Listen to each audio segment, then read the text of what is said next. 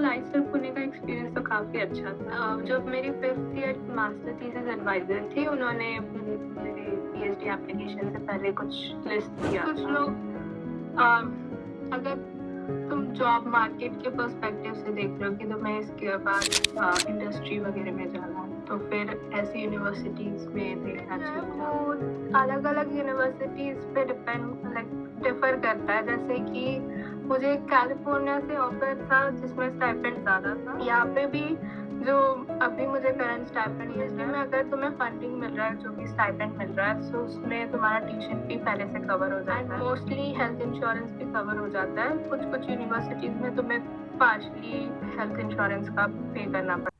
Hello everyone, I hope आप सब अच्छे होंगे।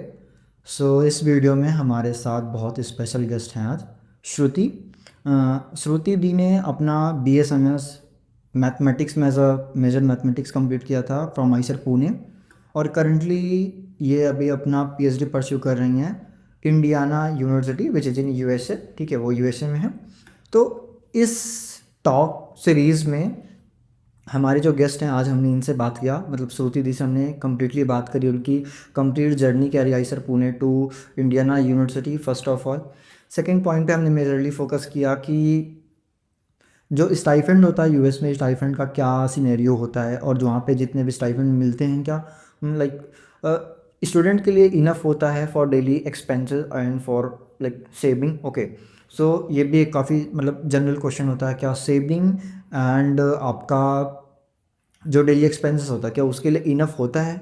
तो दी ने कम्प्लीटली इसको भी बहुत अच्छे से आंसर किया है। ठीक है, तो आपके जो जनरल डाउट है, जो जनरल परसेप्शन है CGPA को लेके, लाइक कि CGPA like more CGPA like important होता है for getting good PhD programs. Okay, so definitely इस वीडियो को देखने के बाद माइट बी पॉसिबल कि वो चेंज हो जाए, बिकॉज दी के एक्सपीरियंस ने दी अपने हमारे साथ शेयर किए। ठीक है, अपने एक्सपीरियंस हमारे साथ शेयर किए, तो काफ़ी इंपॉर्टेंट पॉइंट्स सामने निकल गए हैं। आई थिंक जो भी एक साइंस स्टूडेंट्स है जो रिसर्च में इंटरेस्ट रखते हैं, डेफिनेटली उसको ये वीडियो देखना चाहिए। डेफिनेटली आपको बहुत सारे मेरे हिसाब से बहुत सारे इंपॉर्टेंट पॉइंट्स क्लियर होंगे इस वीडियो से, तो डेफिनेटली आपको कंप्लीट वीडियो देखनी चाहिए। एंड लास्टली हमने दी से ये भी बात किया कि लाइक PhD प्रोग्राम्स का जो लाइक प्रपोजल होता है कैसे लिखा जाता है, वीज़ा US में वीज़ा का प्रोसीजर क्या होता है, इंटरव्यूज़ होते हैं तो इंटरव्यूज़ का क्या प्रोसीजर होता है, काइंड ऑफ हमने जो भी इंपॉर्टेंट पॉइंट था सारे पॉइंट्स हमने डिस्कशन करी है। तो डेफिनेटली आपको ये वीडियोस कंप्लीट देखनी चाहिए। ठीक है, एंड इनकेस अगर आपको कुछ भी डाउट है तो प्लीज़ आप कमेंट सेक्शन में ड्रॉप कर सकते हो। डेफिनेटली मैं जो भी नेक्स्ट वीडियो लाऊंगा तो उसमें डेफिनेटली आपके डाउट्स को क्लियर करा जाएगा। ओके, सो या अगर आपको वीडियो पसंद आता है तो डेफिनेटली एक लाइक ज़रूर कर देना यार। ठीक है, एंड चैनल को सब्सक्राइब भी कर लो, अपने दोस्तों के साथ भी शेयर कर देना। एंड वन मोर थिंग, जो भी स्टूडेंट JEE या नीट के लिए प्रिपरेशन कर रहे हो, काइंड ऑफ मैंने एक जनरल जो परसेप्शन होता है लाइक जो जिन बच्चों को IITs नहीं मिला वो आइसर ज्वाइन करना चाहते हैं काइंड ऑफ थिंग्स, तो मैंने दी से इसके बारे में बात करी है, तो दी ने इस पर भी आंसर किया। तो डेफिनेटली आपको वीडियो पूरी एंड तक देखनी चाहिए, आपके सारे डाउट्स क्लियर होंगे। ओके, सो या सो अभी आप चैनल को सब्सक्राइब भी कर सकते हो अगर ऐसे और कंटेंट्स आपको चाहिए। ठीक है, सो लेट्स गेट स्टार्टिंग। भी प्लीज़ आप अपना इंट्रोडक्शन दे दो। हाँ, हेलो, मैं श्रुति हूँ। मैं अभी इंडियाना यूनिवर्सिटी ब्लूमिंगटन में पीएचडी कर रही हूँ। मैंने अंडरग्रेड आईसेट पुणे से किया था। um, अब आई होप मैं आप लोगों के क्वेश्चंस अच्छे से आंसर कर पाऊँ। Okay, great. दी हमारे पास कुछ सेट ऑफ क्वेश्चंस हैं जो कि हमने स्टूडेंट हम्म, डाउट्स था हमने वहाँ से लिया है। तो हमारा हम्म, सबसे था ये है कि लाइक आपका आइसर पुणे का एक्सपीरियंस कैसा रहा ओवरऑल, एंड आपने एज अ मेजर मैथमेटिक्स ही क्यों चूज किया, कोई स्पेसिफिक रीजन। हम्म। तो मेरा ओवरऑल आईसर पुणे का एक्सपीरियंस तो काफी अच्छा था। तो जो पहला सेम रहता है वो तुम्हें एडजस्ट होने में चला जाता है। फिर तुम मेरे साथ ऐसा हुआ कि मैं फर्स्ट सेम के एंड में मेरे अच्छे से दोस्त बनने लगे, और फिर सेकंड सेम में लॉकडाउन हो गया, तो फिर थोड़ा प्रॉब्लम हुआ था। बट लॉकडाउन में भी थोड़े लोगों से बातचीत तो होती रहती थी, और फिर वापस आने के बाद ज्यादा अच्छा लगा। मैं थर्ड ईयर के सेकंड सेम में वापस आई थी, तो ज्यादा इंटरेक्शन होने लगे लोगों से, और फिर प्रोफेसर से भी ज्यादा बात होने लगी। सो ओवरऑल तो अच्छा था, क्योंकि रिसर्च एनवायरनमेंट आईसीएफ पुणे का काफी अच्छा है। और लाइक एकेडमिक्स को छोड़ के भी तुम्हारा पर्सनल ग्रोथ काफी अच्छा होता है। मेरे जो माइंड सेट है वो काफी चेंज हुआ। सो आईसीएफ पुणे का लाइक कम्युनिटी मेरे को बहुत अच्छा लगता है। और मैंने मैथ्स मेजर क्यों चूज किया, वो सब डिफिकल्ट है आंसर करने का। बट लाइक मुझे मैथ्स और बायो दोनों में इंटरेस्ट था स्टार्टिंग में, बट लाइक मैथ में ज्यादा इंटरेस्ट हुआ। तो मतलब ऐसा कोई स्पेसिफिक रीजन नहीं है, बट मुझे ज्यादा पसंद था मैथ इसलिए। Okay, great.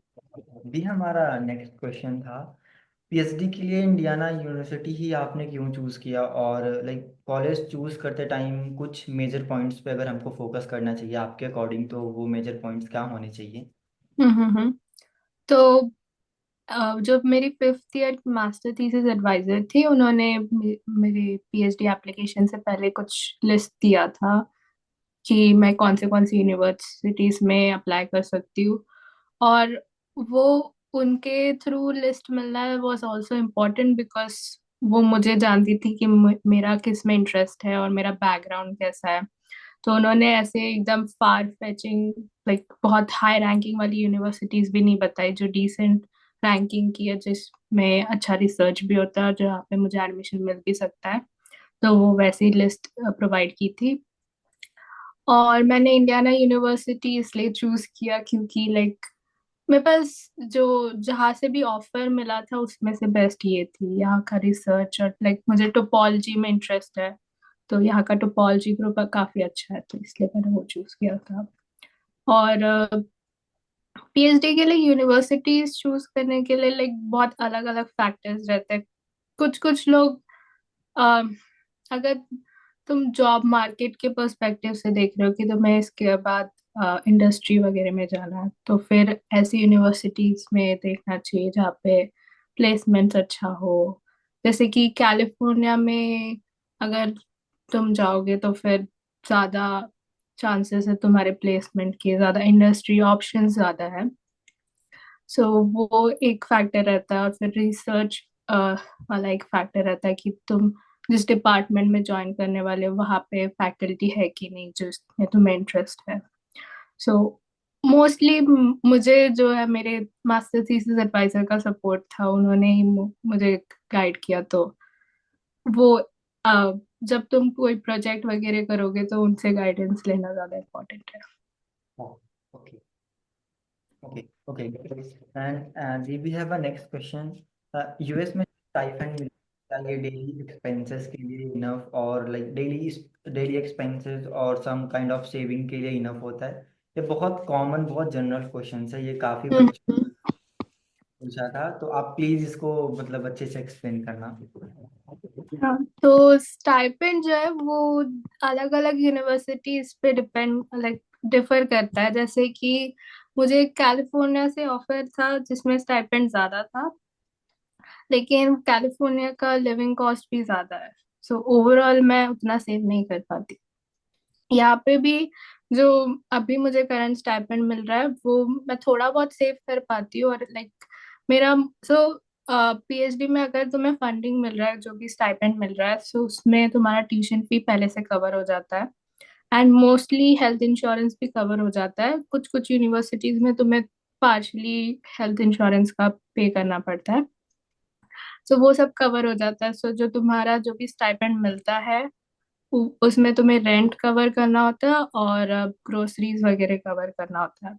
सो वो अगर तुम रेंट मेजर पोर्शन होता है, तो वो अगर निकाल दो और फिर ग्रोसरीज तो वेरी करती रहती है, फिर भी तुम थोड़ा लाइक 500 600 डॉलर तो एटलीस्ट सेव ही कर सकते हो हर month.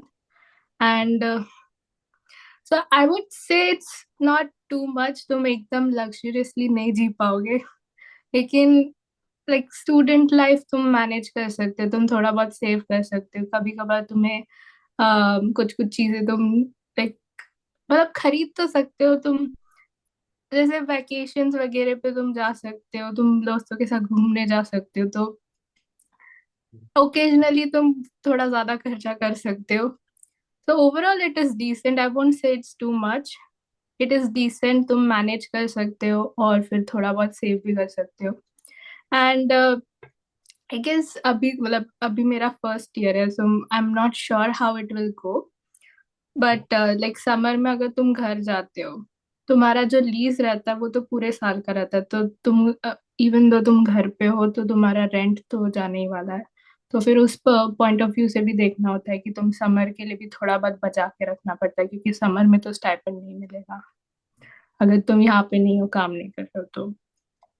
So I would say like around, if you want a figure, then 20 to 30,000 per year, like for 9 or 10 months, would be an average stipend in US. And or like depending on the city, your cost of living will differ, but you can save some amount.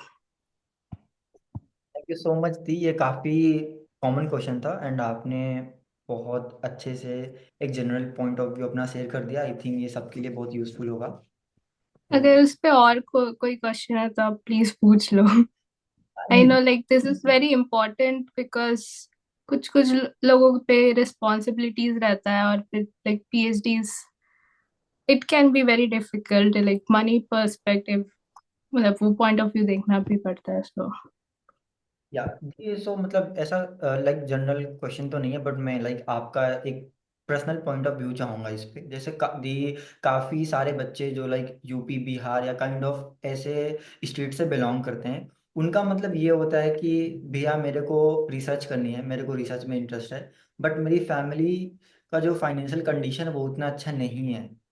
तो हम्म personal suggestion क्या होगा, like उनको फिर research like choose करना चाहिए या मतलब उनके पास ऑप्शन नहीं होता, मतलब उनको ये हम्म लाइक जिनको है वो जेई का एग्जाम भी टारगेट कर रहे हैं, उनको आईआईटीज भी जाना है या फिर अगर आईजर्स भी आना है, तो उनको एक मतलब ये होता है कि हमारे लिए बेस्ट क्या होगा.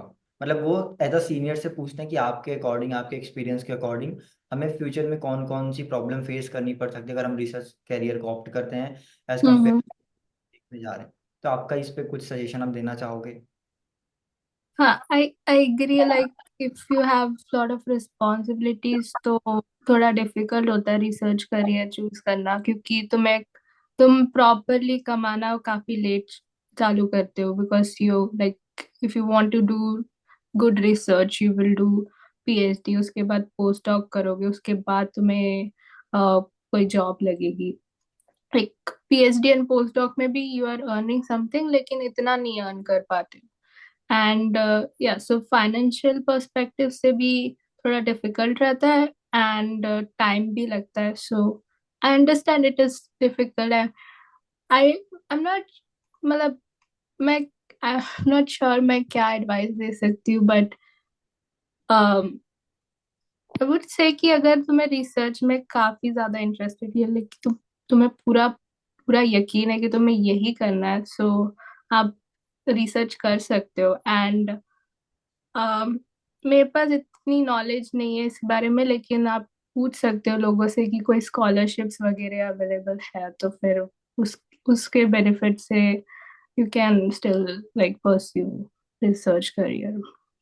बट द पॉइंट इज कि वो बाकी फैक्टर्स इवन कंसिडर करने से पहले आपको श्योर होना चाहिए कि तुम्हें रिसर्च करना ही है, क्योंकि अगर तुम्हें इंटरेस्ट नहीं है और तुम इतने साल नहीं गुजार सकते रिसर्च में. Thank you the. And I think आपने काफ़ी अच्छे से इसको एक्सप्लेन कर दिया. आई थिंक बहुत सारे बच्चों के लिए यूज़फुल होगा.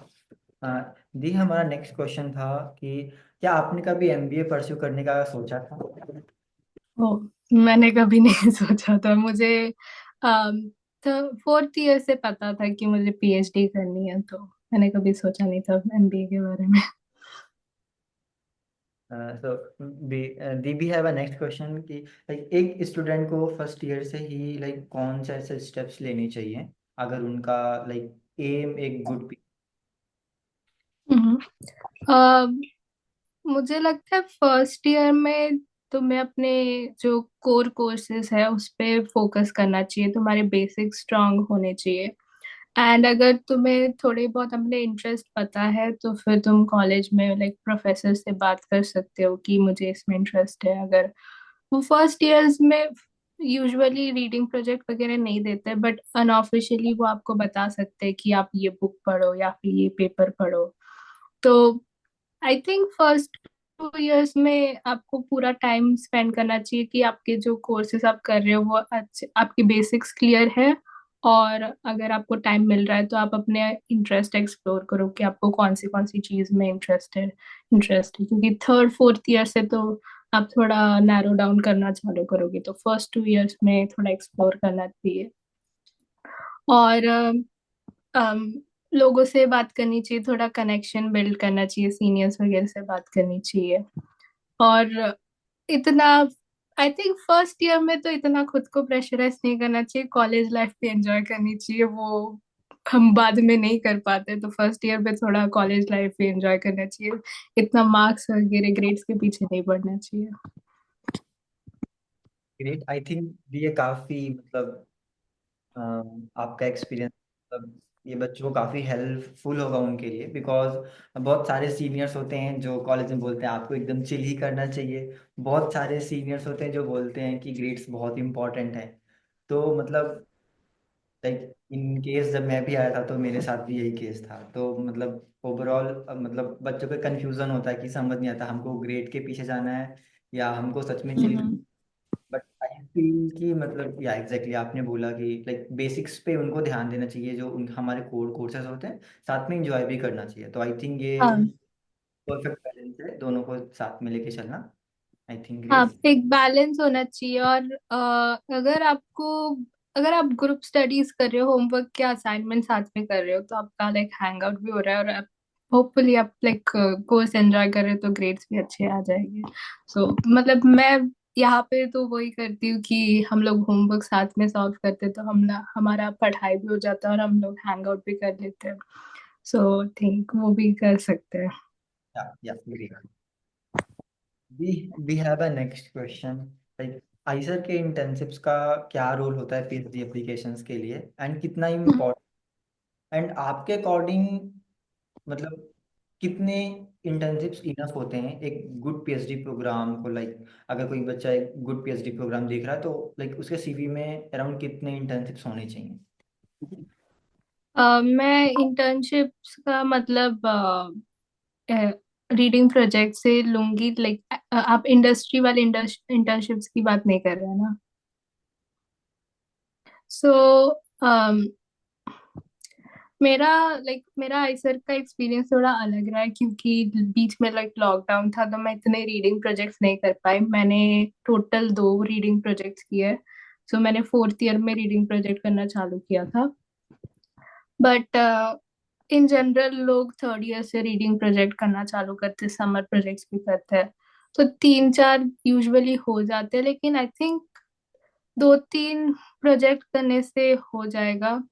एंड आई थिंक प्रोजेक्ट्स करना is like number of projects करना is not important, quality important है।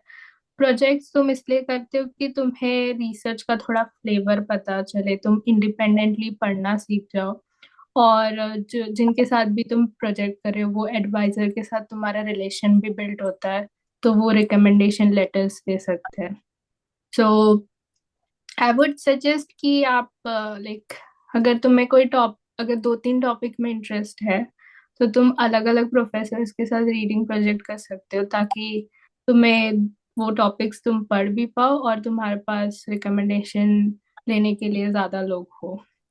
So rather than quantity, quality ज्यादा इम्पोर्टेंट है। तुम रीडिंग प्रोजेक्ट में अच्छे से पढ़ो, ताकि अ, तुम्हें लाइक वो रिसर्च फ्लेवर भी मिले, और जिनके साथ भी तुम रीडिंग प्रोजेक्ट कर रहे हो उनके साथ कनेक्शन ज्यादा बिल्ड हो, तो वो तुम्हें अच्छे से एडवाइस भी दे सके और तुम्हारा रिकमेंडेशन लेटर। या ओके ओके, थैंक यू। ये इम्पोर्टेंट था एंड आपने काफ़ी अच्छे से इसको एक्सप्लेन भी किया, क्योंकि यूजुअली होता है कि यहाँ पे स्टूडेंट्स मतलब जनरली वो नंबर ऑफ इंटर्नशिप से ज़्यादा फोकस करते हैं, लाइक उनको ज़्यादा से maximum to maximum number of internships करने होते हैं। बट एक्चुअली या मतलब हमको क्वालिटी पे फोकस करना चाहिए। एंड एक्चुअली और मतलब मेरे पास कुछ कुछ लाइक मेरे फ्रेंड्स हैं जो अभी मेरे कोहर्ट में लोग हैं जिनके पास बिल्कुल रिसर्च एक्सपीरियंस नहीं है, फिर भी उन्हें एडमिशन मिला। So it's not very important, but अगर होगा तो फिर तो अच्छा रहेगा। लाइक थोड़े एटलीस्ट दो तीन तो अगर तुम कर पाओ तो अच्छा रहेगा, बट अगर नहीं कर पाते हो then also it's fine. Okay, thank you. ये भी बहुत इंपॉर्टेंट है, मतलब आपसे बात करके पता चला है बहुत इंपॉर्टेंट है। अदरवाइज मतलब जनरली यूजुअली एक जनरल प्रिसेप्शन बना हुआ है कि आपको इंटर्नशिप्स करनी ही करनी है, करनी ही करनी है। वो लाइक आई थिंक डिपेंड करता है कि सो इन माय केस मेरे लाइक ग्रेड्स डिसेंट थे, इतने अच्छे भी नहीं थे। एंड मैं जब तक मैंने रीडिंग प्रोजेक्ट नहीं किया था तब तक मुझे फील नहीं आता था, मैं कॉन्फिडेंट नहीं थी कि मैं मैथ खुद से पढ़ सकती हूँ या मेरे को मैथ्स में इतना इंटरेस्ट है। So it is like the reading project का experience itself is very nice. So like अगर तुम कर पाओ तो अच्छी बात है। But I'm saying like if you should try doing at least two reading projects, but अगर तुम किसी रीजन की वजह से नहीं कर पाते हो तो इतना डिसअपॉइंट होने की जरूरत नहीं, you can still get admission in PhD programmes.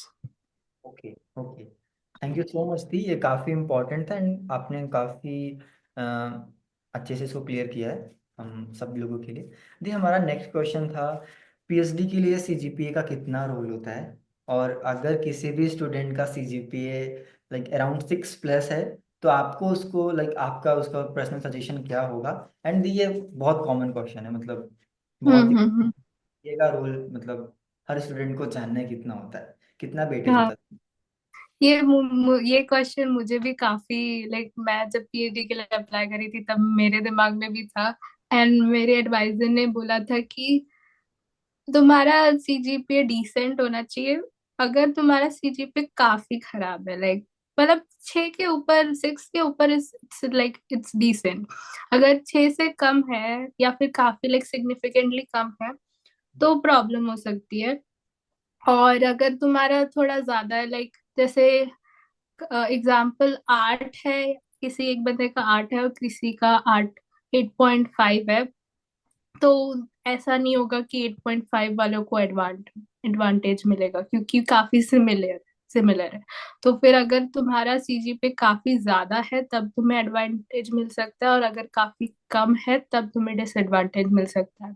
तो जो 6 से 8 9 के बीच का रेंज है वो डिसेंट माना जाता है, और सिर्फ सीजीपीए के बेस पे तुम्हें एडमिशन तो नहीं मिलने वाला। सो अगर तुम्हारा सीजीपीए डिसेंट है दैट इज फाइन।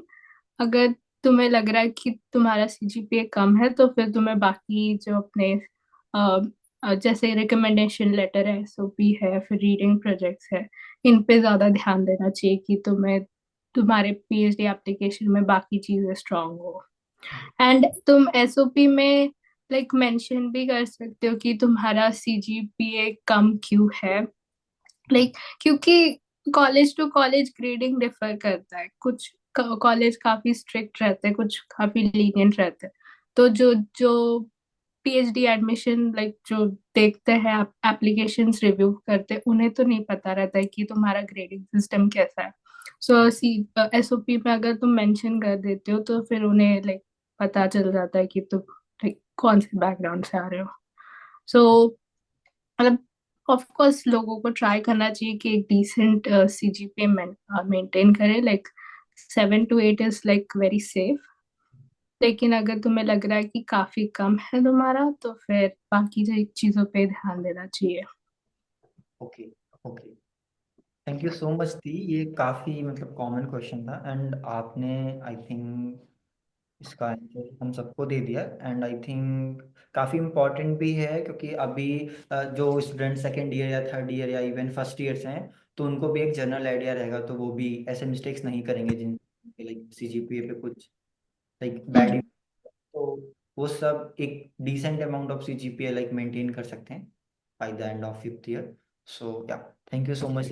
आप यदि हमारा नेक्स्ट क्वेश्चन था कि लाइक ये आई डोंट थिंक सो कि इसे रिलेटेड था, बट ये काफ़ी मतलब ये भी जनरल क्वेश्चन था, तो मैंने इसको इसलिए रखा है। मतलब ये एक क्वेश्चन था कि यूएस में वीज़ा का क्या प्रोसीजर होता है, लाइक क्या आप उसे कुछ एक्सप्लेन। हम्म। हाँ, सो जैसे आपको एडमिशन मिलता है उसके बाद यूनिवर्सिटी तुम्हें I-20 प्रोवाइड करता है, एक डॉक्यूमेंट रहता है। फिर वो I-20 पे कुछ तो सेविस आईडी रहता है।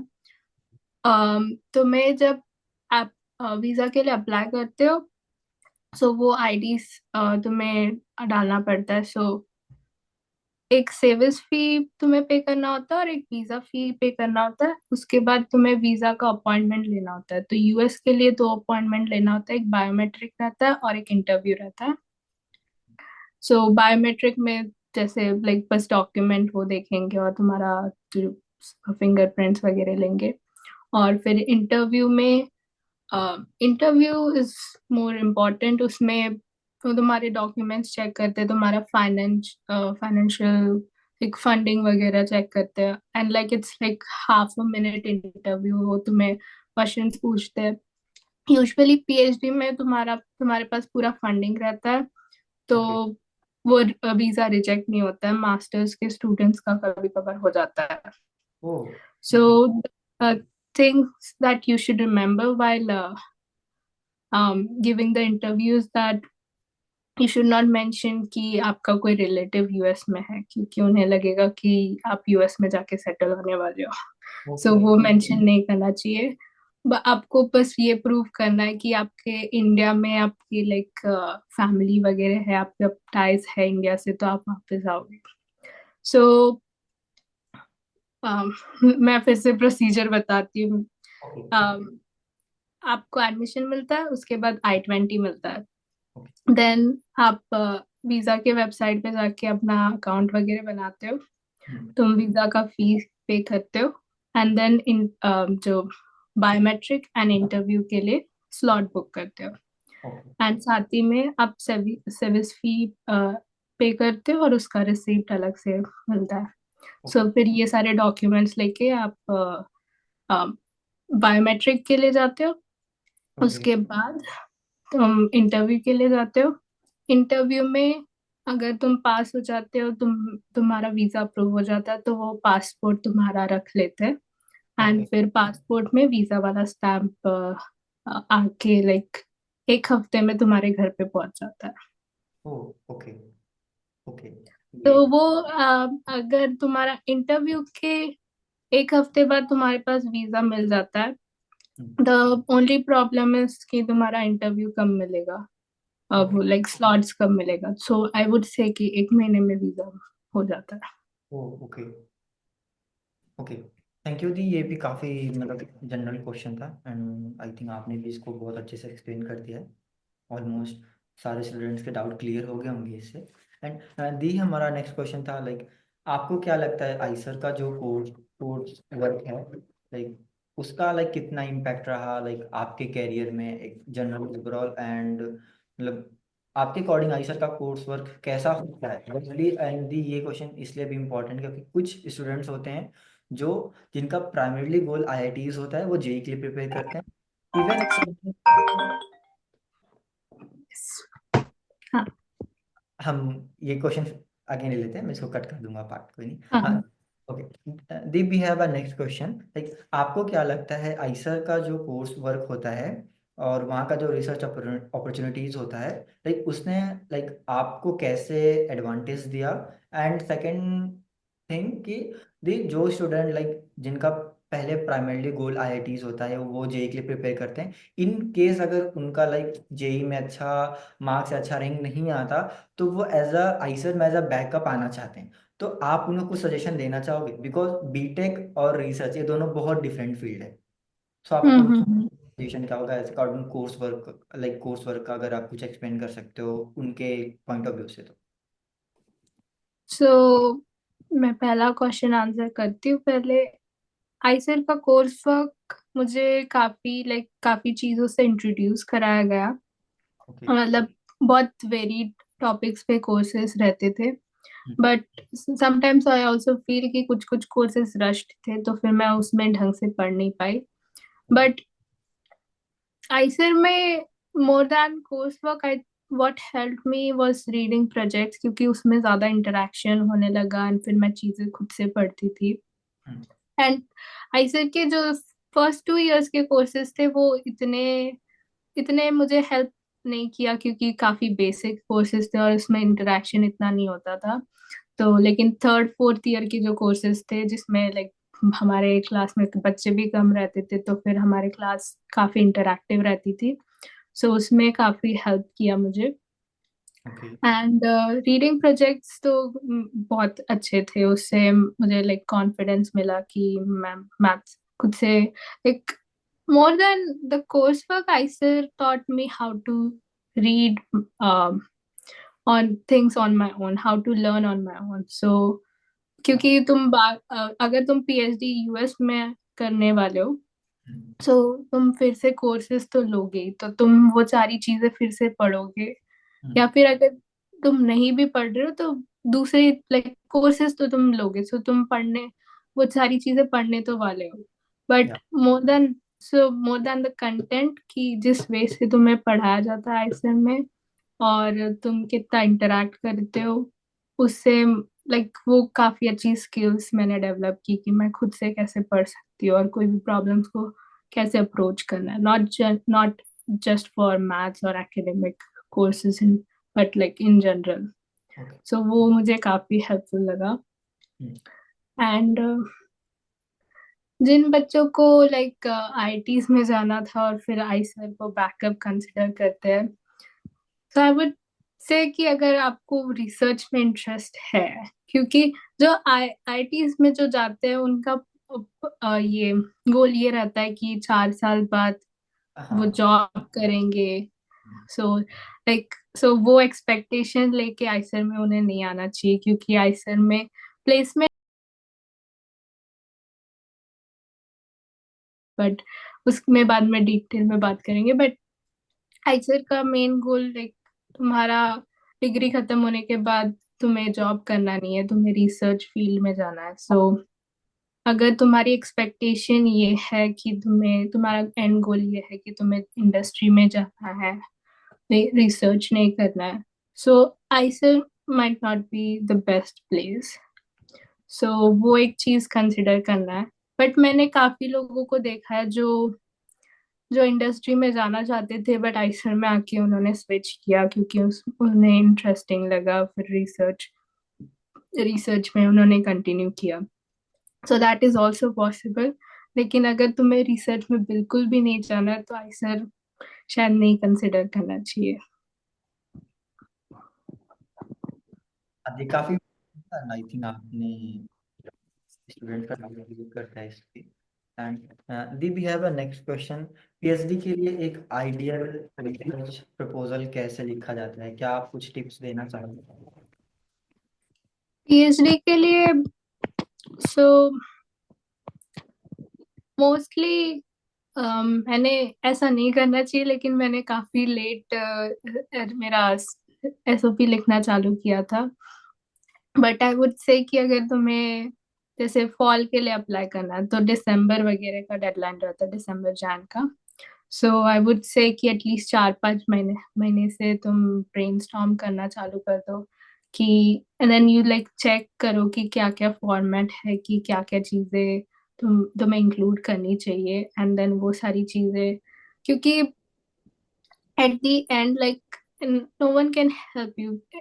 दे कैन लाइक टेल यू कि हाँ तुम्हें ये सारी चीजें इंक्लूड करनी चाहिए, तुम्हारा फॉर्मेट ऐसा होना चाहिए, तुम्हारी लैंग्वेज ऐसा होनी चाहिए, बट जो कंटेंट है वो तो तुम्हें खुद से ही लिखना होगा। इसलिए 4-5 महीने पहले से तुम्हें ब्रेनस्टॉर्म करना चालू करना चाहिए कि तुम्हें क्या क्या चीजें इंक्लूड करनी है। और मोस्टली जो क्वेश्चन जो कंटेंट रहता है वो तुम्हारे खुद के बारे में रहता है, कि तुम्हें इस सब्जेक्ट में इंटरेस्ट क्यों है, तुम्हें रिसर्च में इंटरेस्ट क्यों है, तुम्हें रिसर्च में ये वाले टॉपिक में इंटरेस्ट क्यों है। सो ये सारे क्वेश्चंस तुम्हें खुद से तुम पहले से पूछना चालू करोगे तो तुम्हारे आंसर्स बेटर रहेंगे। वो एक चीज करनी चाहिए। एंड फिर बाद में तो जब टुवर्ड्स द एंड जब तुम ड्राफ्ट बनाना चालू करोगे तो तुम्हें सुपरवाइजर की एडवाइस लेनी चाहिए और फिर लाइक वो तुम्हारे ड्राफ्ट्स रिव्यू करेंगे, सो उससे हेल्प हो जाता है। आई don't have any specific advice right now, but sorry, but या आई थिंक वो अगर तुम थोड़ा पहले से लिखना चालू करोगे सो दैट विल हेल्प, क्योंकि इवेंचुअली यू विल राइट, तुम्हें तुम्हारे पास, क्योंकि वो तुम्हारा रिसर्च प्रपोजल है, सो तुम्हारे पास सारा कंटेंट है, बस तुम्हें ऑर्गेनाइज करना, लाइक बस तुम्हें ऑर्गेनाइज करना है, सो उसके लिए टाइम लगता है, सो थोड़ा पहले से चालू करना चाहिए। जी। तो we have a next question. US में रिसर्च और एकेडमिक का एनवायरनमेंट आईसर के कंपैरिजन में कैसे डिफरेंट है? तो कुछ डिफरेंट। आई थिंक यहाँ पे एक्सपीरियंस ऑफ कोर्स काफी अलग है। आइसर में हम अंडरग्रेड्स थे, सो हमें काफी अलग तरीके से ट्रीट किया जाता था यहाँ पे। थोड़ा लाइक प्रोफेसर्स के साथ लाइक फॉर्मल भी है, बट काफी हद तक इनफॉर्मल भी है कि तुम कोई भी चीज शेयर कर सकते हो, तुम कैजुअली प्रोफेसर्स के साथ बात कर सकते हो। एंड अब आप अगर पीएचडी करते हो तो जो ग्रेजुएट स्टूडेंट्स रहते हैं उनका कम्युनिटी काफी स्ट्रांग हो जाता है, बिकॉज उनके एक्सपीरियंस काफी सिमिलर रहता है, तो उनके साथ इंटरेक्शन काफी ज्यादा हो जाता है। एंड कोर्सेज की बात करूँ तो इंटरेक्शन काफी ज्यादा है, इंटरेक्टिव कोर्सेज इंटरेक्टिव रहते हैं, एंड ग्रेडिंग काफी लीनियंट रहती है, क्योंकि पीएचडी में कोई बी से नीचे किसी को ग्रेड नहीं देता है। सो इवन तो आप थोड़ा सा एफर्ट डाल दो, आपको ग्रेड्स अच्छे से मिल जाते हैं, और कर्विंग काफी ज्यादा हो जाता है, लाइक ग्रेड्स कर्व कर देते हैं, सो आप लाइक थोड़ा भी एफर्ट डालो तो आपके ग्रेड्स में दिख जाता है।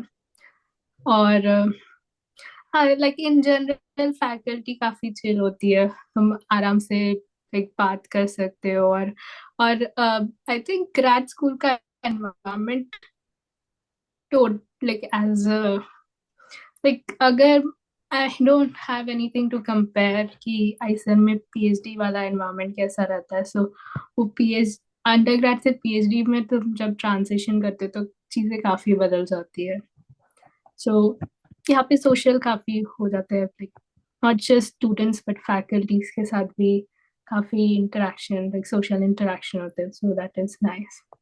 We have a next question. सर में प्लेसमेंट का क्या सीन होता है? दी ये बहुत जनरल डाउट है, मतलब बहुत कॉमन है ये, मतलब हर जगह पे आपको, मतलब हर जगह पे यही मिलता है कि आईसर में प्लेसमेंट का सीन क्या होता है। लाइक बहुत जनरल लाइक ये परसेप्शन है कि नहीं होते हैं।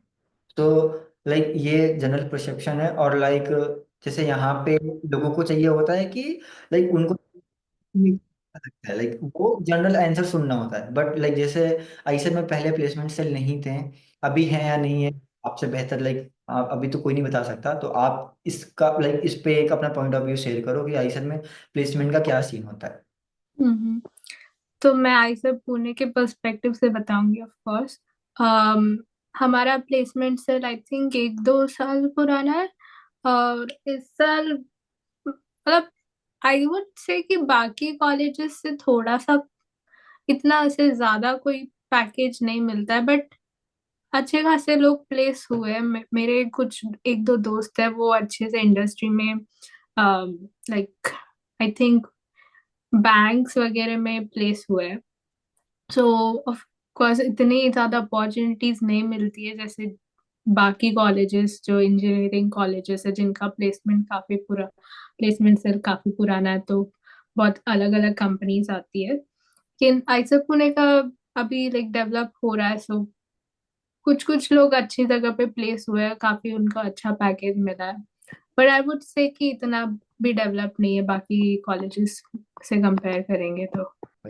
और मतलब अगर कुछ लोगों का कंसर्न होता है कि हम आईसर में आ गए हैं लेकिन अभी रिसर्च नहीं कंटिन्यू करना है, तो फिर अभी प्लेसमेंट सेल्स जो डेवलप हो रहे हैं वो काफी यूजफुल होंगे, क्योंकि फ्रेंड्स है उनको रिसर्च में कंटिन्यू नहीं करना था, सो उन्हें जॉब मतलब काफी अच्छी मिल गई है। सो अभी डेवलप हो रहा है। सो आप लाइक आप लोग जब तक ग्रेजुएट होंगे तब तक काफी डेवलप हो चुका रहेगा। सो अच्छी बात।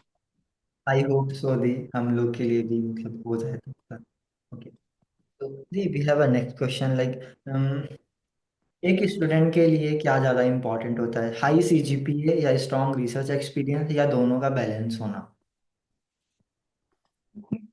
um, वैसे तो दोनों का बैलेंस होना चाहिए, बट अगर सीजीपीए आपका हाई भी है लेकिन अगर आप कोर्सेस आपको लाइक जो भी कंटेंट है वो आपको अच्छे से समझ में नहीं आया, तो उसका भी पॉइंट ऑफ लाइक उसका कोई पॉइंट नहीं है। So I think it is more important कि आप कोर्सेस अच्छे से समझ चुके हैं, एंड देन सीजीपीए फिर अगर आप अच्छे से समझ चुके हैं तो अगर डिसेंट सीजीपीए भी मिल रहा है सो दैट इज फाइन। एंड जो रिसर्च एक्सपीरियंस है, अगेन आई विल से कि क्वालिटी ज्यादा मैटर करता है। एंड आप जो रिसर्च एक्सपीरियंस गेन करते हैं उससे दूसरी एक चीज जो काफी इम्पोर्टेंट मुझे लगती है वो है कि रिकमेंडेशन लेटर्स अच्छे मिलते हैं। सो आप जिनके साथ भी रिसर्च या फिर रीडिंग प्रोजेक्ट्स कर रहे हैं उनके साथ कनेक्शन बिल्ड करना काफी इम्पोर्टेंट है। सो या in general CGPA and research experience दोनों का बैलेंस होना चाहिए। तुम सिर्फ पढ़ लाइक कोर्सेज पे फोकस करोगे बाकी चीजें नहीं करोगे, सो दैट्स नॉट गुड। सो या बैलेंस होना चाहिए। एंड या I would like give this advice कि अगर तुम रिसर्च प्रोजेक्ट वगैरह कर रहे हो सो मेक श्योर कि आपका एडवाइजर के साथ अच्छा बॉन्डिंग हो रहा है ताकि वो रिकमेंडेशन लेटर अच्छे से दे सके। Okay, okay, okay, thank you the. And I think काफ़ी इम्पोर्टेंट होगा ये हम सबके लिए, मतलब हम लाइक हमको एक्सपीरियंस दिए लाइक, आपके आंसर से हमको भी एक जनरल एक एक्सपीरियंस मिल जा रहा है कि हमको एक्चुअली फोकस किधर करना चाहिए। अदरवाइज अभी हम्म। मेरा भी माइंडसेट थोड़ा सा दूसरा था, या इवन मेरे दोस्तों का भी माइंडसेट थोड़ा सा दूसरा था। तो एक्चुअली एक जनरल परसेप्शन सा बन जाता है। सो आई थिंक आप लोगों का एक्सपीरियंस ही लाइक हम लोगों के लिए चीज़ें बहुत ईज कर देता है, मतलब तो आई थिंक, तो thank you for that. And have a next question like, PhD के लिए आपको सबसे बड़ा अभी तक कोई चैलेंजेस फेस करना पड़ा? um, अभी तो मेरा एक ही सेमेस्टर हुआ है सो मैं इतना डिटेल में आंसर नहीं दे पाऊंगी। आई वुड से चैलेंज ये लाइक ऑफ कोर्स कि मैं दूसरे कंट्री में आके लाइक स्टार्ट किया है, सो वो एक काफी चैलेंज था कि चीजें काफी सारी चीजें मैनेज करनी है। एज एन इंटरनेशनल स्टूडेंट तुम्हें बस एकेडमिक का भी नहीं देखना है, वो कुछ कुछ पेपर वर्क रहता है लाइक जैसे तुम्हें सोशल सिक्योरिटी नंबर लेना होता है, बैंक में अकाउंट खोलना होता है। सो स्टार्टिंग के मंथ्स काफी डिफिकल्ट होते हैं, लाइक तुम्हें बहुत सारी चीजें मैनेज करनी होती है। एंड टाइम मैनेजमेंट में थोड़ा इनिशियली मुझे प्रॉब्लम हुआ था कि क्योंकि like you have to cook, फिर तुम्हें होमवर्क करना है, ग्रेडिंग करना है, तो बहुत सारी चीजें साथ में करनी है। बट अभी मैं टाइम मैनेज थोड़ा बेटर कर रही हूँ। सो वही है कि तुम नई जगह पे जाते हो तो वो थोड़ा डिफिकल्ट रहता है, टाइम मैनेज करना मुश्किल रहता है, बहुत सारी चीजें करनी होती है। सो वो तो नए जगह में शिफ्ट होने की वजह से। पीएचडी प्रोग्राम में मैं बोलूँ तो मेरे जो फर्स्ट सेमेस्टर के कोर्सेज थे वो काफी बेसिक थे, तो फिर मुझे उसमें इतना प्रॉब्लम नहीं हुआ। ओके, एंड लाइक इनिशियली लोगों से इन लोगों के एक्सपीरियंस काफी डिफरेंट थे, वो अलग अलग बैकग्राउंड से आते हैं जो मेरे कोहर्ट में लोग हैं। तो इनिशियली थोड़ा डिफिकल्ट हो सकता है, बट देन तुम उनके एक्सपीरियंस से सीखते हो, तुम कल्चर एक्सचेंज करते हो, so eventually it is nice, you make good friends. So I think the most challenging part was like settling down. या ओके, ग्रेट। हाँ दे आपका आप सबके एक्सपीरियंस से ही हम लोगों को एक जनरल रिव्यू मिल जाएगा, बिकॉज काफ़ी सारे लाइक हमारे सीनियर जो नेक्स्ट ईयर भी जाएंगे, फिर हम सबको लाइक कभी के ना कभी ऐसे सिचुएशंस फेस करने हैं। So I think thank you for that. And they भी have a next next question. आपका पर्सनल एक्सपीरियंस के बेसिस पे अगर आपको अपने जूनियर्स को एक इम्पॉर्टेंट एडवाइस देना हो, स्पेशली जो फर्स्ट सेकेंड ईयर्स में है, तो आप क्या देना चाहोगे उनको? फर्स्ट सेकेंड ईयर में तो मैं वही बोलूंगी कि कॉलेज लाइफ एंजॉय करो, क्योंकि बाद में तुम नहीं कर पाओगे, बाद में रिग्रेट करोगे। और हाँ, मतलब कॉलेज लाइफ एंजॉय करते वक्त थोड़ा ग्रेड्स भी तुम्हें इतने खराब नहीं करने हैं। सो वो भी बैलेंस करना है। सो थोड़ा टाइम मैनेज अगर करना सीख जाओ तो यू कैन, लाइक तुम वीकडेज पे पढ़ाई कर सकते हो, वीकेंड्स पे लोगों के साथ हैंग आउट कर सकते हो, वो भी इम्पोर्टेंट है। तो थोड़ा, सो हाँ, और फिजिकल और मेंटल हेल्थ पे फोकस करना चाहिए, क्योंकि हम लोग एज अ स्टूडेंट हम लोग रात रात जागते हैं और फिर हम लोग खाना ढंग से नहीं खाते, तो हमारी फिजिकल हेल्थ खराब होती है, इवेंचुअली मेंटल हेल्थ खराब होती है। सो खुद पे भी ध्यान देना चाहिए। सो वो एक हैबिट लगानी चाहिए कि तुम खुद का केयर ले रहे हो। और लोगों के साथ, या अगर अगर तुम्हें पसंद नहीं है लोगों के साथ बात करना, एटलीस्ट कुछ तो तुम एक्टिविटी कर रहे हो जिससे तुम काम डाउन कर रहे हो या फिर रिलैक्स कर रहे हो। तो वो भी इम्पोर्टेंट है। और एकेडमिक पॉइंट ऑफ व्यू से फर्स्ट 2 इयर्स में तो मैं ये बोलूंगी कि तुम्हारे जो भी इंटरेस्ट है वो एक्सप्लोर करो, कि तुम्हें किस किस चीज में इंटरेस्ट है, फिर तुम लोगों से जाके बात करो कि तुम कौन सी, कहाँ से स्टार्ट कर सकते हो कि तुम्हें इस चीज में इंटरेस्ट है। और फर्स्ट 2 इयर्स में तुम मतलब कैजुअली चीजें पढ़ सकते हो जिसमें भी इंटरेस्ट है तुम्हें।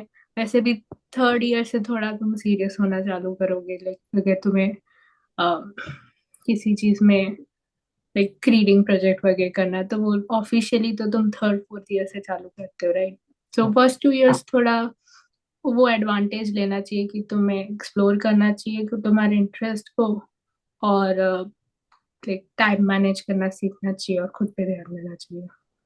कुछ डाउट्स पूछना चाहता तो आपसे पूछ सकता है। हाँ, एंड इन आप, आई थिंक इंस्टा से ज्यादा आई वुड प्रेफर लिंक्डइन, तो मैं लिंक्डइन का प्रोवाइड कर दूंगी। और एक चीज मुझे ऐड करना था, लाइक जो रिसर्च एनवायरनमेंट यहाँ पे है, यहाँ पे लोग रीडिंग ग्रुप्स बहुत सारे बनाते रहते हैं। सो अगर तुम्हें कोई टॉपिक पसंद है, तुम्हें पढ़ना है, सो तुम लाइक लोगों को गैदर कर सकते हो, कि बाकी स्टूडेंट्स को गैदर कर सकते हो कि हाँ, मुझे हमें सबको इसमें इंटरेस्ट है। फिर आप प्रोफेसर से जाके रेफरेंस मांग सकते हो। सो वो रीडिंग ग्रुप्स वाला चीज भी मुझे काफी अच्छा लगा, कि तुम अपने कोहर्ट के साथ या फिर अपने बाकी स्टूडेंट्स के साथ पढ़ रहे हो, तो फिर वो ज्यादा इफेक्टिव रहता है। ओ ओके ग्रेट। ये काफी यूनिक था दी, लाइक इसके बारे में लाइक अभी मुझे तो पर्सनली नहीं पता था। मतलब थिंक ओके, ये सब आई थिंक हम सब भी ये चीजें ट्राई कर सकते हैं। आई थिंक काफी यूजफुल होगा हमारे लिए। आप लोग लाइक अंडर ग्रेड्स में भी आप कर सकते हो। आप लोगों जो सिमिलर इंटरेस्ट है उन लोगों को सबको गैदर करो, एंड देन आप प्रोफेसर को जाके पूछ सकते हो कि किस, लाइक कौन सी बुक पढ़े, देन आप साथ में पढ़ सकते हो। अगर आप साथ में पढ़ते तो इतना टाइम भी नहीं लगेगा और ज्यादा इफेक्टिवली आप पढ़ सकते हो। या एग्जैक्टली।